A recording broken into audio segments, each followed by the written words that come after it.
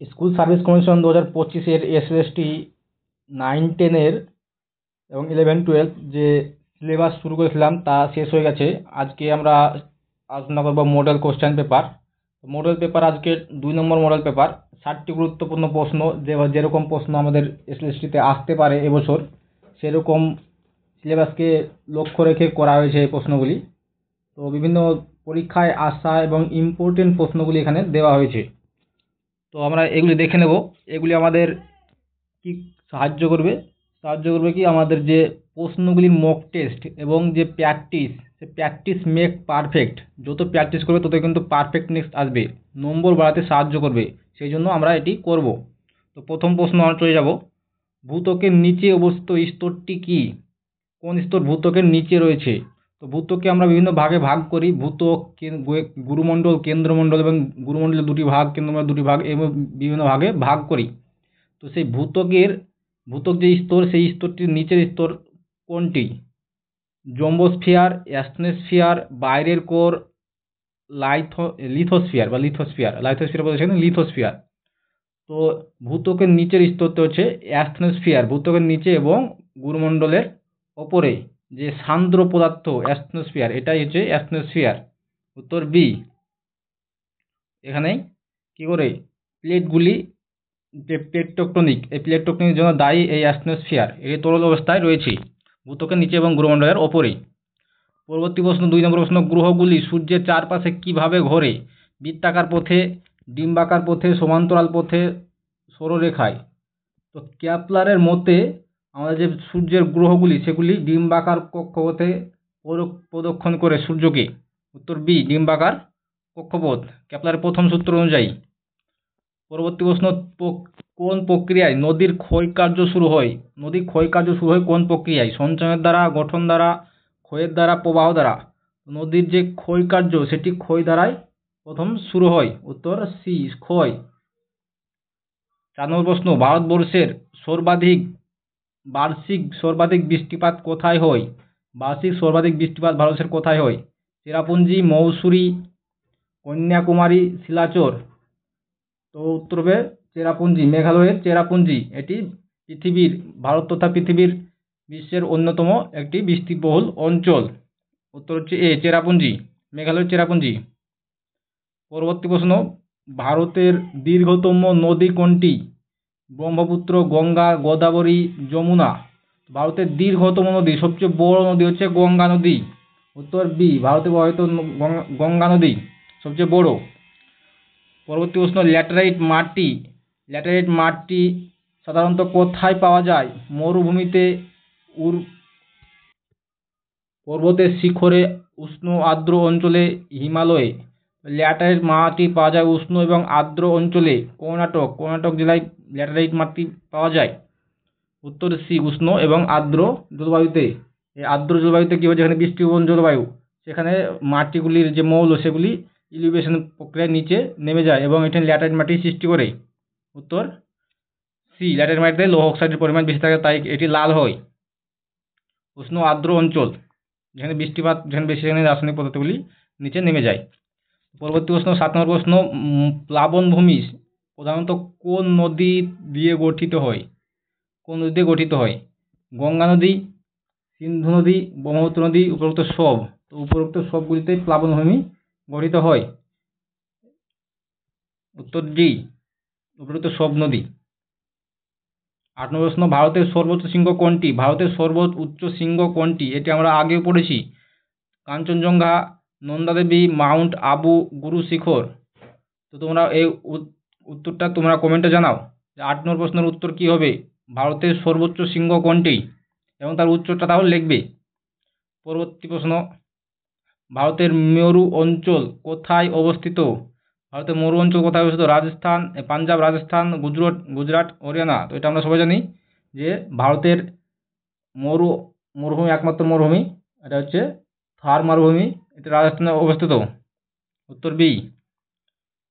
India standard time নির্ধারণে কোন দ্রাঘিমা ধরা হয়? সেটি হলো কোনটা? যে দ্রাঘিমাতে ধরা হয় সেটা কোনটা? স্ট্যান্ডার্ড টাইম হলো এই দ্রাঘিমার যে সময়, সেটা পুরো ভারতটা অফিসিয়াল সময় ধরা হয়। তো এটা কোন দ্রাঘিমা? 75 ডিগ্রি পূর্ব দ্রাঘিমা, 82 ডিগ্রি 5 মিনিট, 82.5 ডিগ্রি পূর্ব দ্রাঘিমা, 90 ডিগ্রি পূর্ব দ্রাঘিমা, 66.5 ডিগ্রি পূর্ব দ্রাঘিমা। তো 82 ডিগ্রি 30 মিনিট বা 82.5 ডিগ্রি পূর্ব দ্রাঘিমা, এটি এলাহাবাদের এখন নাম চেঞ্জ হয়েছে, তো এলাহাবাদ দিয়ে গিয়েছে এই 82 ডিগ্রি 30 মিনিট পূর্ব দ্রাঘিমা। এটাই হচ্ছে ইন্ডিয়ান স্ট্যান্ডার্ড টাইম, এখান থেকে ধরা হয় 82 ডিগ্রি 30 মিনিট। এটি আইএসটি, ইন্ডিয়ান স্ট্যান্ডার্ড টাইম। তো 11 নম্বর প্রশ্ন, কোন নদী 3টি ভিন্ন নামে পরিচিত? কর্ণালী, ঘরঘরা ও সরজু নদী নামে পরিচিত। ব্রহ্মপুত্র, গঙ্গা, কর্ণালী, ইরাবতী। তো কর্ণালী নদী, এই কর্ণালী নদী নেপালের নদী। তো এটি ভারতবর্ষে এসে ঘরঘরা এবং সরজু নদী দুটি নামে পরিচিত। এটি 3টি নামে পরিচিত, সরজু নদী, কর্ণালী নদী। পরবর্তী প্রশ্ন, ভারতীয় উপদ্বীপের সুনির্দিষ্ট প্রাকৃতিক সীমা কোনটি? ভারতীয় উপদ্বীপের সুনির্দিষ্ট প্রাকৃতিক সীমা কোনটি? আরব সাগর, হিমালয়, বিন্ধ্য পর্বত, সমতল গাঙ্গেয় অববাহিকা। হিমালয় হচ্ছে একটা সুনির্দিষ্ট প্রাকৃতিক সীমা। উত্তরের সীমা হচ্ছে হিমালয়। তো হিমালয় মধ্য এশিয়া থেকে বাকি অংশ, মধ্য এশিয়ার যে অংশ, সেখান থেকে ভারতকে পৃথক করেছে এই হিমালয় পর্বত। পরবর্তী প্রশ্ন, ডেকান মালভূমি, দক্ষিণাত্য মালভূমির সর্বোচ্চ অংশ কোনটি? সবচেয়ে উঁচু অংশ কোনটি? নীলগিরি, রাজমহল, মহাদেব, আনাইমালাই।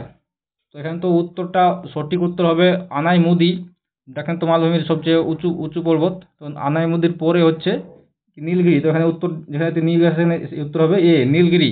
নীলগিরি হল দক্ষিণাত্য মালভূমির অন্যতম একটি উঁচু অংশ, নীলগিরি। পরবর্তী প্রশ্ন, ভারতের বৃহত্তম গ্রীষ্মকালীন ফসল কোনটি? সবচেয়ে বৃহৎ ফসল ভারতের গ্রীষ্মকালীন ফসল, উত্তর হবে ধান বা রাইস, প্যাডি। ধান হচ্ছে ভারতের খারিফ ফসল, গ্রীষ্মকালীন ফসল, খারিফ ফসল। সুন্দরবন কোথায় অবস্থিত? পশ্চিমবঙ্গ, ওড়িশা, পশ্চিমবঙ্গ, বাংলাদেশ, পশ্চিমবঙ্গ, বিহার, আসাম এবং পশ্চিমবঙ্গ। উত্তর হবে পশ্চিমবঙ্গ এবং বাংলাদেশ। এই পশ্চিমবঙ্গ এবং বাংলাদেশে অবস্থিত সুন্দরবন। তো আগেকার যে প্রশ্ন, সুন্দরবন ছাড়া ম্যানগ্রোভ বন ভারতের কোন রাজ্যে দেখা যায়? এটির উত্তর হবে ওড়িশার ভিতরকণিকা। উত্তর কিন্তু তোমরা জেনে নাও, এটা ওড়িশার ভিতরকণিকা হবে। সুন্দরবন ছাড়া, পশ্চিমবঙ্গের সুন্দরবন ছাড়া ম্যানগ্রোভ বন ভারতের অন্য কোন রাজ্যে পাওয়া যায়? এটির উত্তর হবে ওড়িশার ভিতরকণিকা, এটি একটি ম্যানগ্রোভ বন। পরবর্তী প্রশ্ন, হিমালয়ের কোন অংশ সবচেয়ে নতুন গঠিত কোন অংশটি হিমালয়ের? ট্রান্স হিমালয়, শিবালিক, হিমাদ্রি, হিমাচল। তো ট্রান্স হিমালয় তো সবচেয়ে আগে হয়েছিল, সবচেয়ে নতুন হচ্ছে শিবালিক। এটি হিমালয়ের দক্ষিণতম অংশ, এটি নবীন অংশ হচ্ছে শিবালিক। উত্তর বি, শিবালিক। পরবর্তী প্রশ্ন, কালবৈশাখী কোন অঞ্চলের গ্রীষ্মকালীন ঝড়? কোন অঞ্চলের গ্রীষ্মকালীন ঝড় হচ্ছে কালবৈশাখী? পাঞ্জাব, গুজরাট, উত্তর ভারত, পশ্চিমবঙ্গ ও আসাম। তো উত্তর হবে ডি, পশ্চিমবঙ্গ এবং আসামের গ্রীষ্মকালীন কালবৈশাখী হয় বৈশাখ ও জ্যৈষ্ঠ মাসে। উত্তর ডি, নর্থ ওয়েস্টারের মাধ্যমে এটি হয়ে থাকে, বজ্রবিদ্যুৎ সহ ঝড় হয়ে থাকে, তাকে কালবৈশাখী বলে। ভারতবর্ষের সবচেয়ে বড় বাঁধ কোনটি? সবচেয়ে বড় দীর্ঘতম বাঁধ, বৃহত্তম না, এটি হচ্ছে দীর্ঘতম বাঁধ।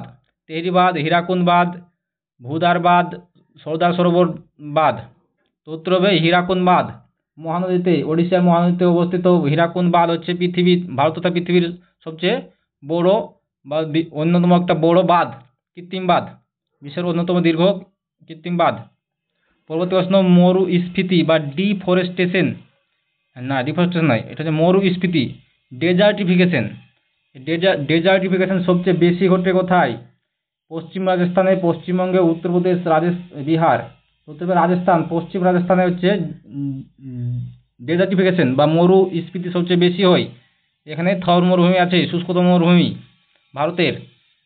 কুরুক্ষেত্র কোন রাজ্যে অবস্থিত? কুরুক্ষেত্র, আমরা জানি যে ঐতিহাসিক একটা যুদ্ধ হয়েছিল কুরুক্ষেত্র, কৌরব এবং পাণ্ডবদের মধ্যে। তো সেই কুরুক্ষেত্র যে জায়গা, সেই স্থানটি কোন রাজ্যে অবস্থিত? রাজস্থানে, পাঞ্জাবে, হরিয়ানায়, উত্তরপ্রদেশে।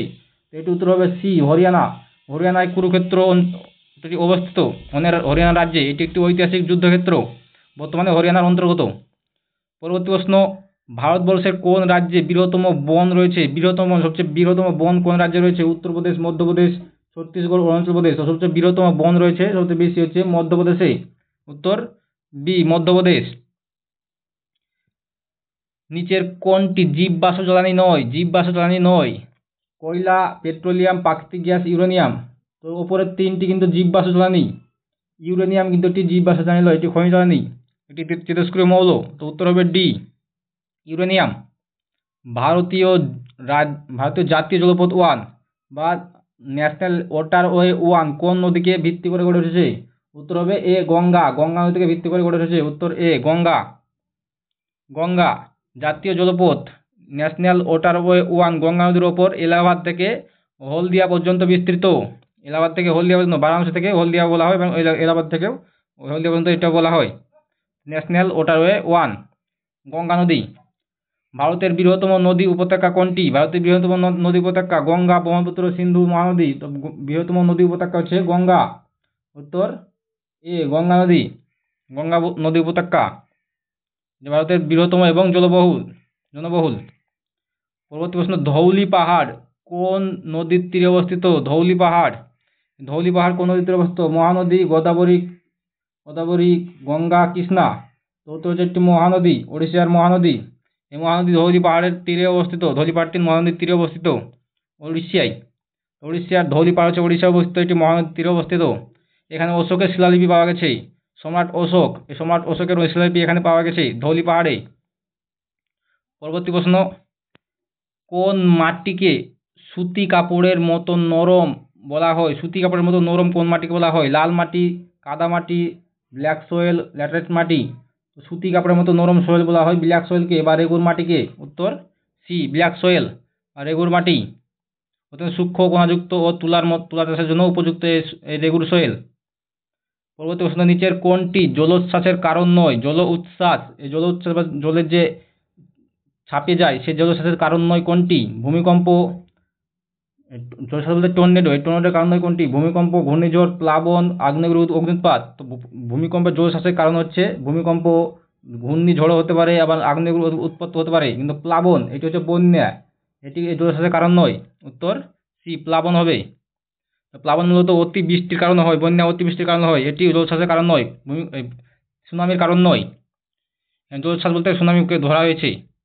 পরবর্তী প্রশ্ন, মানচিত্রের উচ্চতা বোঝাতে কোন রেখা ব্যবহৃত করা হয়? মানচিত্রের যে উচ্চতা বোঝাবো, কোনখানি উঁচু কোনটি নিচু, তার জন্য কি রেখা ব্যবহার করা হয়? দ্রাঘিমা রেখা, অক্ষরেখা, সমদৈর্ঘ্য রেখা, সমান উচ্চতা রেখা বা কন্ট্রোর রেখা। তো মানচিত্রে দেখানো হয় কন্ট্রোর রেখা। উত্তর ডি, কন্ট্রোর রেখা বা সম উচ্চতা যুক্ত রেখা। পরবর্তী প্রশ্ন, কোনটি একটি জীববৈচিত্র্য হটস্পট, বায়োডাইভার্সিটি হটস্পট কোনটি? বিটুলা ঘাসভূমি, পশ্চিমঘাট পর্বত, সুন্দরবন, চলু পর্বত। তো উত্তর হবে পশ্চিমঘাট। এই পশ্চিমঘাট পর্বতমালা একটা বায়োডাইভার্সিটি হটস্পট। এখানে প্রচুর পরিমাণে জীববৈচিত্র্য দেখতে পাওয়া যায় এবং বিলুপ্ত দেখা যায়। উত্তর হবে বি, পশ্চিমঘাট পর্বত বা ওয়েস্টার্ন ঘাট পর্বতমালা। ভারতের প্রাচীনতম পর্বত কোনটি? ভারতের প্রাচীনতম পর্বত, সবচেয়ে প্রাচীন পর্বত, পুরানো পর্বত, হিমালয় পর্বত, আরাবল্লী পর্বত, পূর্বঘাট পর্বত, কারাকোরাম পর্বত। তো হিমালয় পর্বত এবং কারাকোরাম পর্বত, পূর্বঘাট পর্বত এগুলো হচ্ছে একটু নবীন, কিন্তু সবচেয়ে প্রাচীন হচ্ছে আরাবল্লী। সবচেয়ে প্রাচীন হচ্ছে আরাবল্লী পর্বত, ক্ষয়জাত পর্বত। উত্তর বি, আরাবল্লী পর্বত। আরাবল্লী পর্বত শ্রেণী ভারতের অন্যতম প্রাচীন ভূগাঠনিক যে ভূপৃষ্ঠটা, এটি হচ্ছে প্রিক্যাম্বিয়ান। এই প্রিক্যাম্বিয়ান যুগে এটি গঠিত হয়েছিল, আরাবল্লী পর্বত, প্রাচীন ভঙ্গিল পর্বত। পরবর্তী প্রশ্ন, কোন ধরনের কৃষিকাজ ভারতের উত্তর পূর্বাঞ্চলে প্রচলিত? ভারতের উত্তর পূর্বাঞ্চলে কোন চাষ উপযুক্ত বা সবচেয়ে প্রচলিত? সমবায় চাষ, শুষ্ক চাষ, ঝুম চাষ, সেচ নির্ভর চাষ। তো হচ্ছে সি, ঝুম চাষ। এখানে পাহাড়ি অঞ্চলে যে উপজাতি বাস করে সেখানে ঝুম চাষ করা হয়, শিফটিং কাল্টিভেশন করা হয়। উত্তর সি, ঝুম চাষ। ভারতের black cotton Soyel, black cotton Soyel প্রধানত কোথায় পাওয়া যায়? ব্ল্যাক কটন সোয়েল কোথায় পাওয়া যায়? উত্তরপ্রদেশ, মহারাষ্ট্র, তামিলনাড়ু, বিহার। এটি মহারাষ্ট্রে পাওয়া যায়, মহারাষ্ট্র, গুজরাট ইত্যাদিতে, মালভূমি অঞ্চলে। উত্তর হবে বি, মহারাষ্ট্র। হিমালয়ে গ্লেসিয়াল গলনের ফলে কোন ধরনের হ্রদ সৃষ্টি হয়? যে বরফ গলনের ফলে কোন ধরনের হ্রদ সৃষ্টি হয়? হ্রদ, প্লাবন হ্রদ, হিমবাহ হ্রদ, উভয়কেন্দ্রিক হ্রদ। উত্তর হবে হিমবাহ হ্রদ, প্যাটার্নস্টার হ্রদ। এই হিমবাহ হ্রদ বা গ্লেসিয়াল লেক। উত্তর হবে সি, হিমবাহ হ্রদ। পরবর্তী প্রশ্ন, কোনটি ভারত সরকারের পরিবেশ সংরক্ষণমূলক প্রকল্প নয়? পরিবেশ সংরক্ষণমূলক প্রকল্প কোনটি নয়? প্রকৃতি অভিযান, টাইগার, প্রকল্প এলিফ্যান্ট, প্রকল্প হিমালয়। প্রকল্প হিমালয় কোনো সরকারের পরিবেশ সংরক্ষণমূলক প্রকল্প নয়। উত্তর ডি, এটি কোনো পরিবেশ সংরক্ষণ প্রকল্প এখনো পর্যন্ত হয়নি। ভারতের কোন রাজ্য কুল্লু উপত্যকা অবস্থিত? কুল্লু উপত্যকা কোন রাজ্যে অবস্থিত? জম্মু ও কাশ্মীর, হিমাচল প্রদেশ, উত্তরাখণ্ড, অরুণাচল প্রদেশ। তো কুল্লু উপত্যকা রয়েছে হিমাচল প্রদেশে। উত্তর বি, হিমাচল প্রদেশে কুল্লু উপত্যকা রয়েছে। হিমাচল প্রদেশ, কুল্লু উপত্যকা হিমাচল প্রদেশের বিখ্যাত পর্যটন শিল্প এবং এখানে আপেল চাষের জন্য বিখ্যাত এই কুল্লু উপত্যকা।